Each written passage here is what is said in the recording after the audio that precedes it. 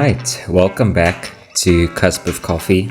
Normally I would say welcome back to the ups and downs of dental school, but honestly, at this point in the year, I think it's just a lot of everything. I don't even know which direction I'm going at this point. I am Johan and Klerk. I'm a final year dental student. And I'm Uwais Adam, a third year dental student. Now, normally how we would go about this is we'd kind of just break down our weeks, kind of talk about what's been up, what's been new.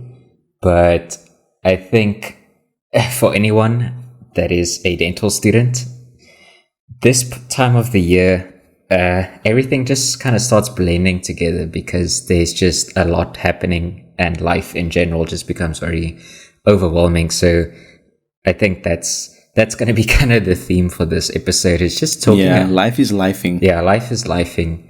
And yeah, I mean, there's tests, there's exams, there's quota. There's just a lot to talk about and a lot to stress about. So I guess to kind of start things off, how are you feeling? How are you doing? That is a question. That is a question that you get asked every single day, how are you? And you just say, oh, I'm good. But if you want the real answer, I'm feeling exactly what you said. It's that time of the year. And the word I would use is overwhelmed. I think that is a good word to use because we've spoken before about balancing the different aspects, but right now they're kind of all like cascading together into one big mess.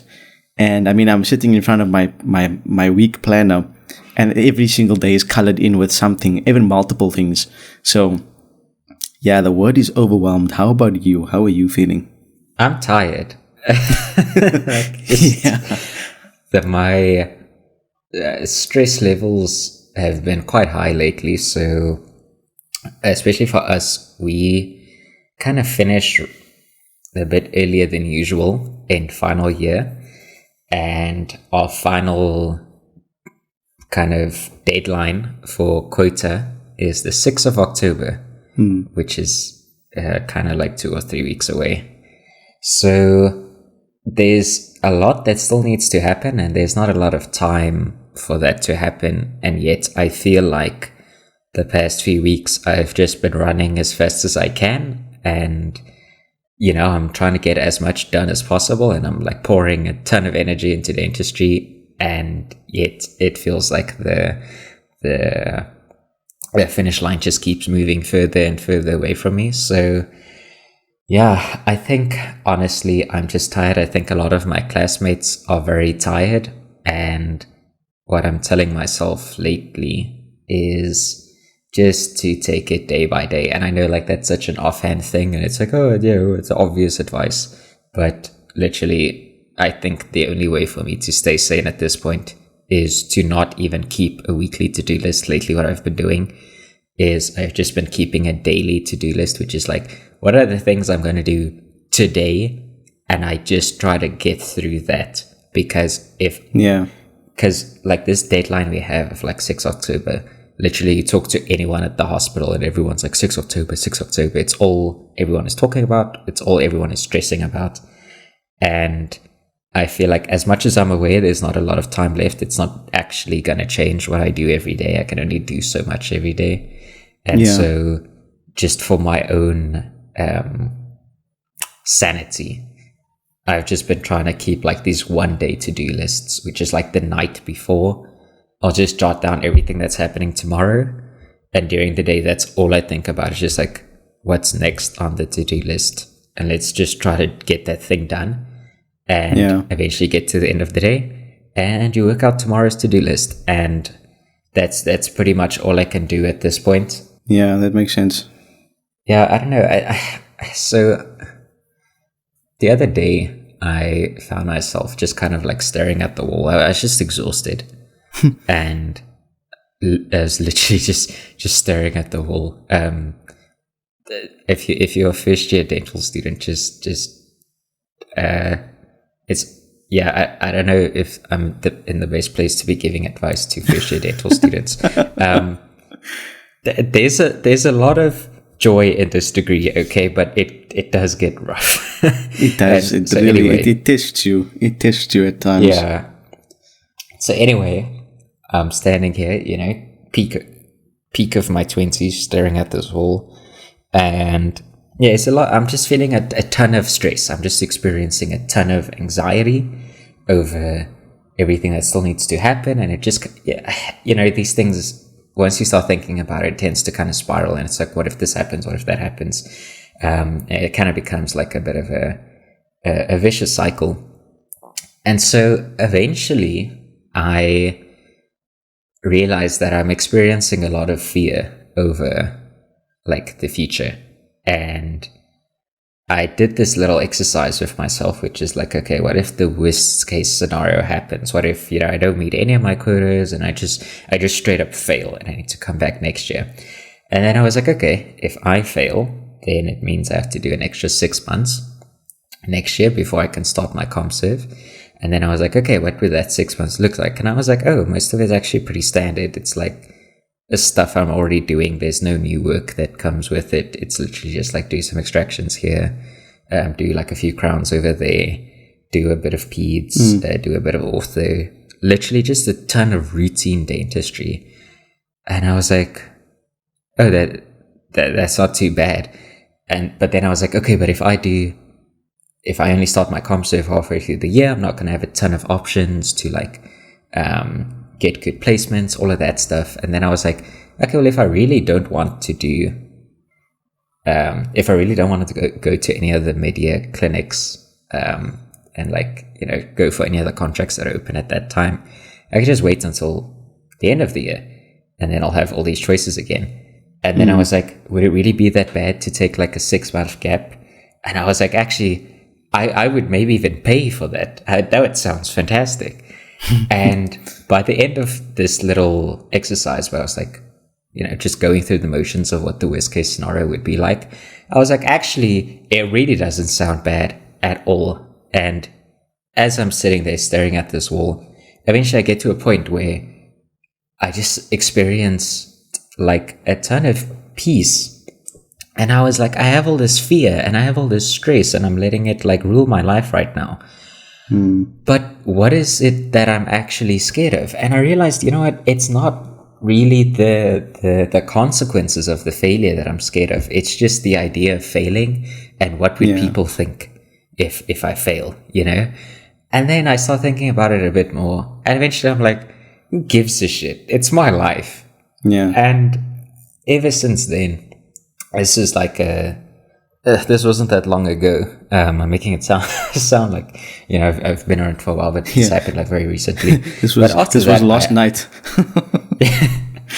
But after that, I felt a lot of just inner peace, and this whole week basically, it's been easier to kind of just stick to that idea of taking it day by day, because I'm just like, whatever is going to happen pretty much regardless. There's only so much I can do every day.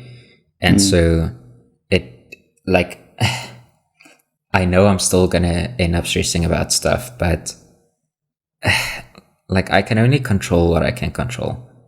And all I can control is pretty much what happens today. Yeah. So it's this thing of like, and we've spoken about it in the past before, but it's one thing to talk about it, and it's another thing to kind of talk about practicing your philosophy, which is like, it's nice to have all these mental models and frameworks and whatever. But like when the going gets tough, it's like, how much of that do you actually apply? Yeah, you kind of forget in the moment. Yeah, and I mean, it's kind of the same as like with dentistry. It's like, for example, when you do your first filling, it's like mentally, you know how to do that filling. Physically, it's a whole different game, Yeah. And so I feel like for me, as tough as this period of the year is, I think it's also a bit of a test of your character. And I think that it's under like this amount of pressure that you get to look at yourself a bit more objectively, and you're like, oh, actually, I'm not good at this. I'm not good at that. I mean, I always thought as a final year I would have much more of my life sorted out. But I mean, throughout the kind of, during these kind of stressful periods, and especially the past few weeks, I've been like, wow, I still have all these character flaws that I guess you just kind of get to mask when things are going well. But when the going gets tough, it's like, oh, maybe I'm not as patient as I tend to think I am. Maybe I don't have my anxiety under control as much as I think I do. Yeah. You know? And as much as it sucks, and I honestly, the past few weeks, I wouldn't wish them on my worst enemy because they just weren't fun. But like at the same time, it's like, you know what? Like I'm still learning a lot about myself during this period, and at the very least 3 months from now, I can look back at this and be like, yeah, I was like, I did this and I did that, and that was like kind of shitty, but at least now I know and I get to work on it, which is also how I'm trying to kind of, I guess, console myself during this period. But I mean, what I get from that is it's a reminder that this too shall pass. At some point, I'll get to look back on this. Like, there's a future version of me that doesn't currently have to experience this because the current version of me is working through it. And so it's just kind of like trying to pay that dividends towards like the future version of myself, you know? And like maybe there's better ways to do it, but at least for now, like that's kind of what's been working for me. And that's kind of what gives me hope. Because I mean, some days literally I woke up and I was like, I don't know how I'm supposed to get out of bed, get dressed, drive to campus and go see a patient. It's just like I would rather do almost anything else. Yeah. But at some point, you know, the alarm has gone off for like the 5th time and you're like, flip, let's just get up and do it. And then somehow you do it and you get to the end of the day and you're like, shit, I did all this stuff. Like I'm one step closer, you know? Yeah. I think it's important for those to like mention something like that, because after all of these episodes, like you said about practicing the philosophy, like we speak about all these things, but at the end of the day, like there's still bad days. It's like not like just because you have these frameworks and these states of mind and we have all these conversations doesn't mean that it's just suddenly all easy and all happy and all no stress and everything is just systemized. Like, nah, there's days where it's just really shit. Like it's just difficult. And yeah, I feel like how can I say it? The thing I mentioned earlier about, you know, it kind of brings out the flaws. What I noticed is that as shitty as the past while has been, it seems to be worse for other people. How would you say and that? In that it seems like everything is negative and everything gets framed in this very, very negative light. And I was talking to someone recently who earlier in the day finished off their quota for OFC, which is something that I'm still busy with. And they came out of their clinic and like the first thing they told me is like, ugh, my patient for this afternoon cancelled. And I was like, but you just finished OFC. Like for me, that's one of the biggest stresses in all of dental school. And I was like, you don't have to worry about that anymore. And you're choosing to like stress about this thing that you couldn't have controlled either way. Like you can't control whether or not a patient cancels. And in that moment, it was a little reminder for me that like, okay, it could be worse, because at least I'm still trying to find hope and I'm still trying to find a bit of positivity and like stuff to laugh about and that kind of stuff. And I realized like there's other people where when the going gets tough, their default is just to frame everything as negative. And it's like, you know, the hospital's falling apart when there's like the smallest inconvenience. And like, I just want to get out of here. And it's like, yes, like me too. I also want to get out of here. And yes, it's really frustrating when the scaler tip doesn't want to work and you have to wait 20 minutes to get a new scaler tip. And like, why is it such a big issue to get a scaler tip? But anyway, life goes on, you know? Yeah, we can't do anything about it. So, yeah, I don't know. For me, it's just like literally what is the what is the smallest amount of positivity that you can get out of today, even if it means like being as nitpicking, as biased as you can. And it's just like, well, I guess my car didn't explode today, but like, try to take that. Something, at least yeah. it is something, because, and I mean, we've spoken about this before, but like, if you are going to look for negativity, you will most definitely find it in dentistry. And especially this point in the year, it's like you have to do what you can to just keep head above water. And I don't think that trying to strangle yourself while doing that is really the best way to go about it. So for me, it's just like, basically what I said, take it day for day and just like try to smile. Just find something. That doesn't mean that the day was good or that everything is magically going to be fixed because now you have a positive attitude, but flipping, it's something. It gets you there. And other days, it does. And like, I mean, you can think back. There are stuff during the past few years where it's like, I don't know how I did that, but I did, and I'm so grateful that I don't have to do that shit anymore. But the only way to get to that point is to do the thing. It's kind of like, you know what? I've had a bunch of stress in the past. Somehow I made it. Somehow they haven't kicked me out yet. So if I can just like find a way to get through it, things will be okay, because I have enough evidence at this point to prove that things will be okay. I mean, like for me personally, like I've had the worst case experience, like the worst case scenario, like for example, breaking my wrist and having to repeat a year, which, for the average dental student, repeating a year is kind of the worst case scenario. And like we've spoken about before, like as shitty as an experience it was, I'm still here. I'm still kicking, still trying to, like I said, find a reason to smile. And some days are really fun and there's a big rush, and I enjoy being in this profession, but that doesn't mean every day is going to be easy. But like this too shall pass. Yeah. Before I actually give my thoughts, how many quotas do you have left before the 6th of October? Yes. Okay. No, so, yes. Okay, so I am done with basic restorative. I am done with radiology. Cool. I am done with orthodontics. I am almost done with perio. I am 5 extractions away from finishing OFC. And I am basically done with Rempros. I just need to deliver some dentures that the lab was busy making. Sure, what else am I paying tuition for? I'm done with public oral health. I did all my outreach stuff for the year, went on the train, did all of that. And then basically what I'm hearing is that like you're in the end stages of all of these things. Like it's not like you have a massive load still, it's very doable within the next 3 weeks.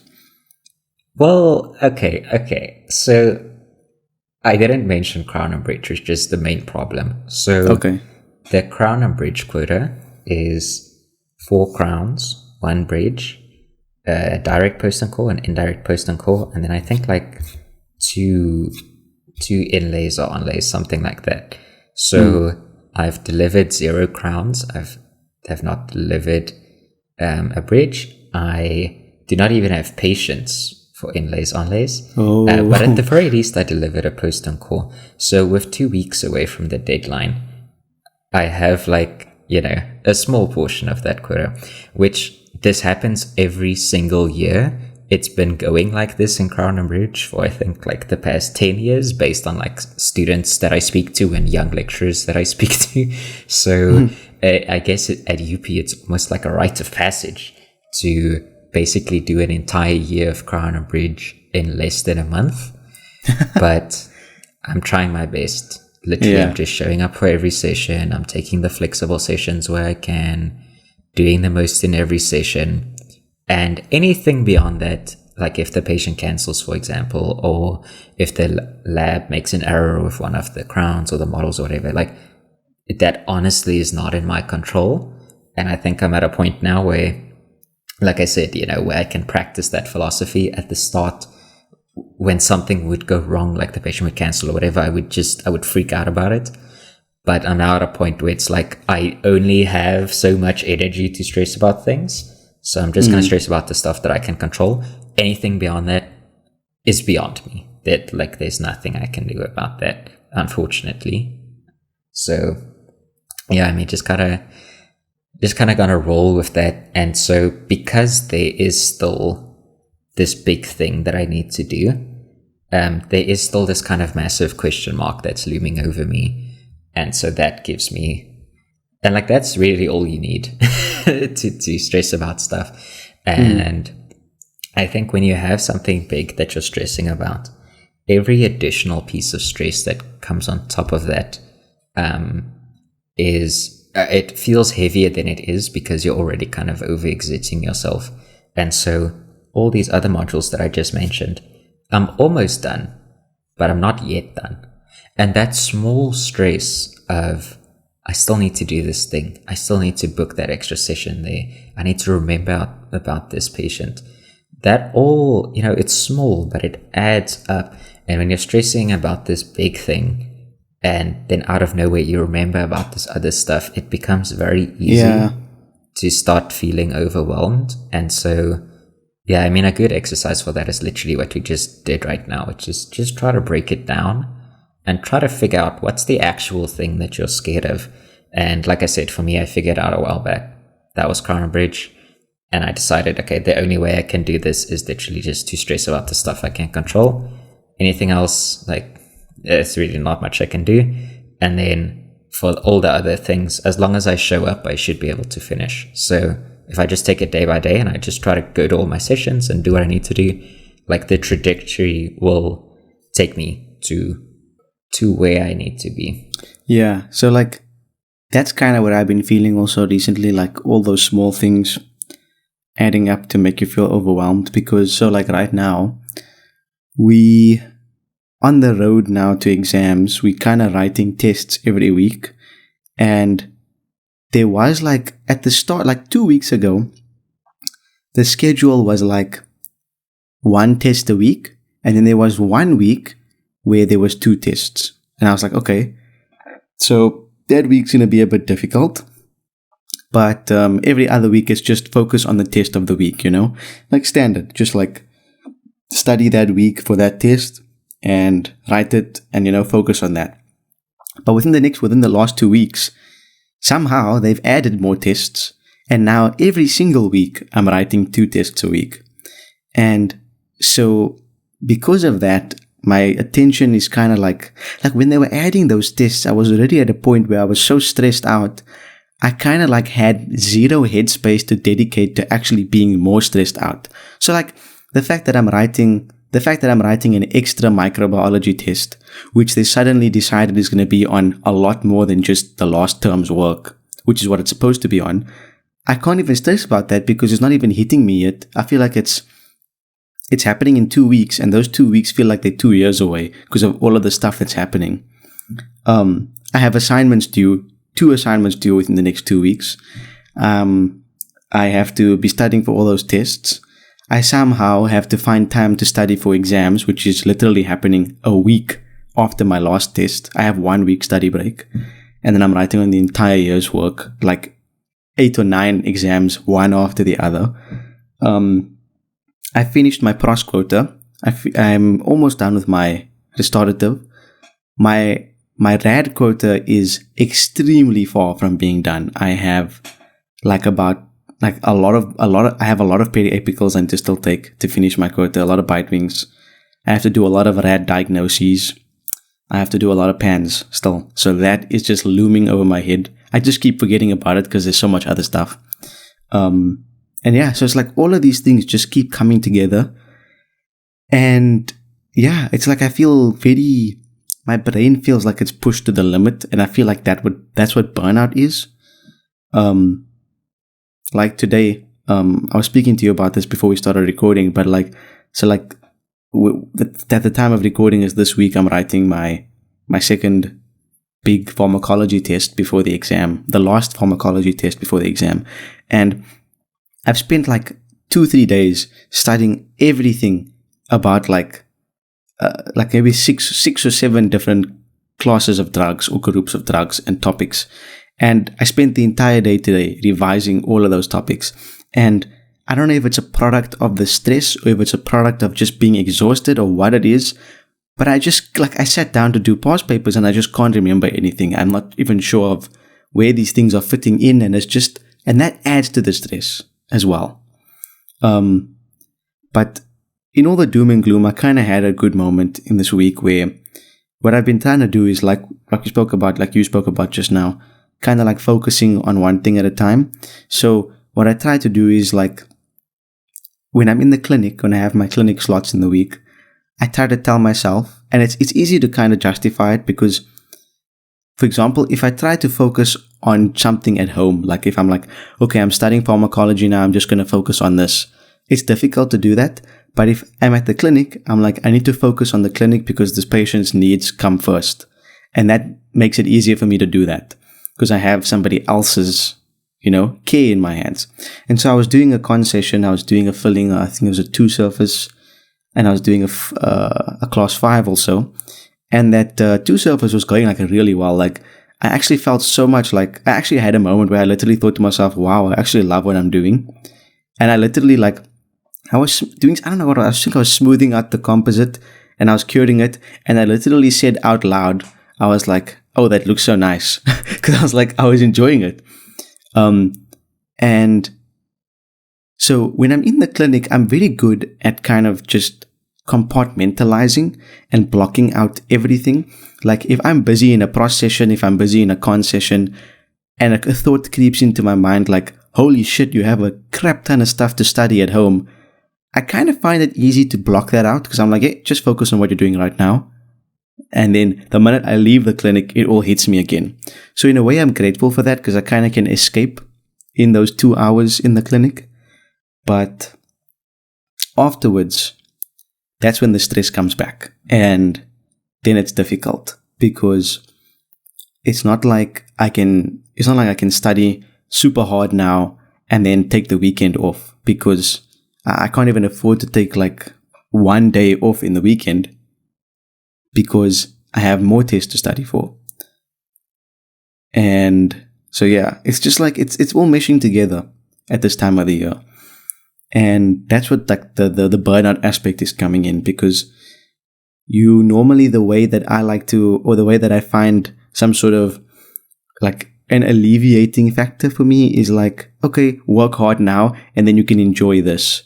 But it feels like there's nothing to enjoy because there's just so much of work to do. And it's like I'm constantly just having to work. And then when I take a short breather, it's like back to the work again. So that's like where all of the stress is mainly coming from on my part. But yeah, I think like we both mentioned, at this point in the year, it's kind of expected, to be thrown into a pool of just stress and like multiple factors affecting what we're actually doing. And the only way to really get through it, is to understand that ultimately we are going to stress, we are going to feel these emotions, and that's not necessarily a bad thing. I think doing what you did where you like explored the scenario of what could be the worst case, that can definitely help because you kind of sort of challenge your thoughts about what's the worst thing that could happen. I think the most dangerous thing is when we kind of let our thoughts go rampant and take full control of us. And because the whole question of what if I do this and what if I do that, if you notice, whenever you ask yourself a what if, it's always the worst case scenario. And so challenging those thoughts and actually like thinking about what can be the worst scenario or the worst case, in reality, you'll find it's not actually that bad. No one wants to fail, but usually the fear of failing is greater than the actual possibility of failing. And yeah, the act of trying is enough to get through it. At least, that's what I'm telling myself. But I think, that's a good place to end things off for this week. Everybody who's going through these things, reach out to each other. We all in this together, so let's lend support to one another when it comes to these things. This is a difficult time of the year, and ultimately we're all in this together, and we all will get through this together. So at least from my part, that's all I'm going to say. I hope you guys get through the next week well, and stay tuned for episode 9 next week, and then big number 10, which we have a very special guest lined up for. Tease. But from my end, that's it, and I hope you guys enjoy the week ahead. Stay strong and stay alive. Yeah, just to end off on my side, keep smiling, and I'll see you on the other side.